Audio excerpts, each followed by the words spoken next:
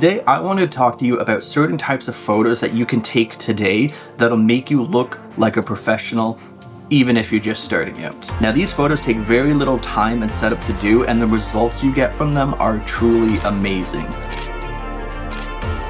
I also have a set of filters here that'll make it look like you've spent thousands of dollars on a brand new lens when in reality you spent maybe 20 to 30 bucks.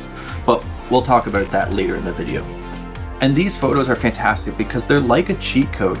If you're thinking that your photos are a little dull or a little, not quite there, or you don't know what to shoot, these photos almost always look good.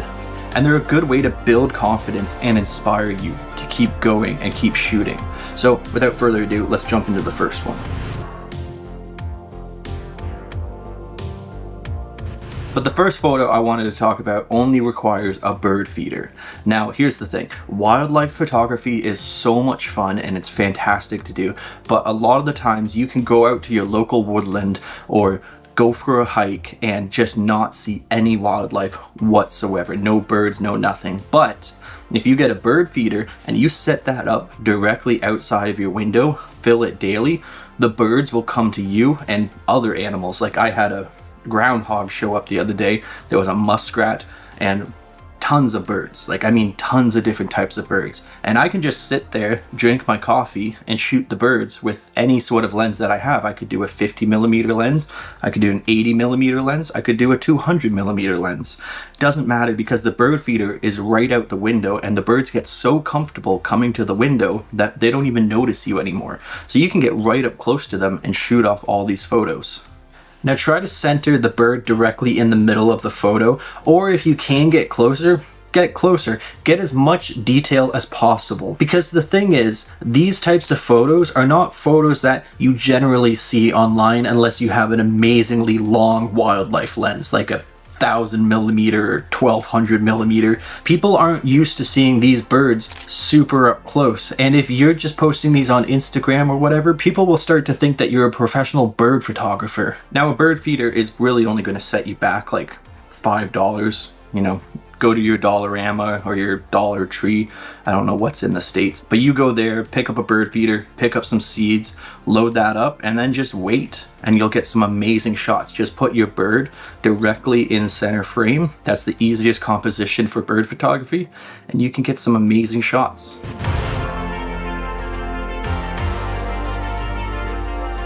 Now, the next one I wanted to talk about is waterfalls and flowing water in general.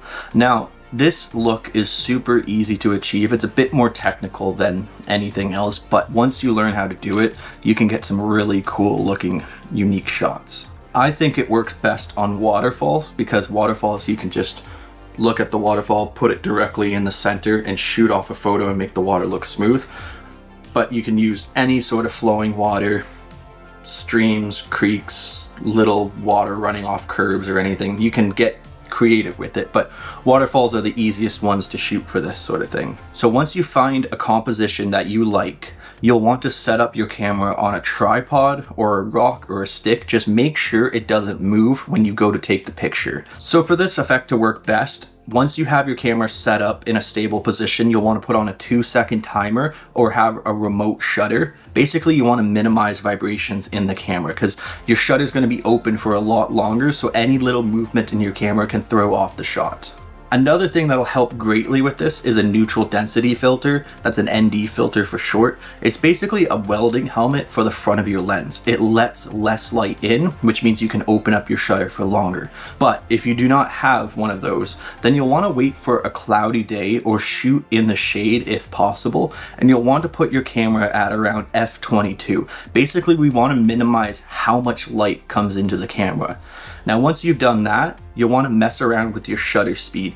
Go 1/50th, 1/30th, 1/20th, 1/10th. Basically, keep going down until the photo's too bright that you can't use it, but keep going down because the slower the shutter speed means the more smooth the water is going to look every time. Now, if you're shooting early in the morning or late in the afternoon or in the shade, anywhere where there's less light, you can have that shutter open for longer, which means the effect will be more prominent. And this is the type of photo that you can take, and when people look at it on Instagram, they'll think that you're a professional, even though you just kind of figured this out today. It's a really fun effect. All the professionals use it. Like I said, it works best with a neutral density filter, but if you don't have one of those, then try it out in the shade, see what happens.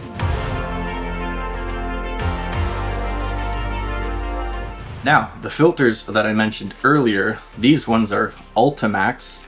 Never heard of it either, but basically these are really cool because they sit on the front of your lens, and they're basically a magnifying glass.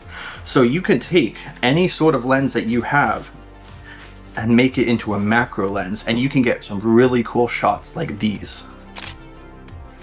Generally, to achieve these results, you'll have to drop hundreds to thousands of dollars on a macro lens, and you know, nobody really wants to do that, especially if you don't know what type of photography that you want to shoot. I would much rather spend $20 to $30 on filters than hundreds to thousands of dollars on a macro lens. But if you do find that you love macro photography, go for it, buy that lens. But this is a good workaround until then, because you can get some really cool shots, and you post these on Instagram, people will think you have an amazing eye for macro photography. But in reality, you're just in your backyard, just walking around snapping pictures of anything you see. Now what I do is I get as close as possible to something that you generally wouldn't see up close. Like, here's a photo of a dragonfly. So I got really close and got this really unique looking shot. Now you can do this with flowers, blades of grass, other bugs. You can get some really, really amazing looking results from this, and people will think that you dropped $1,000 on a macro lens, when in reality you just put it on your little kit lens that you had laying around.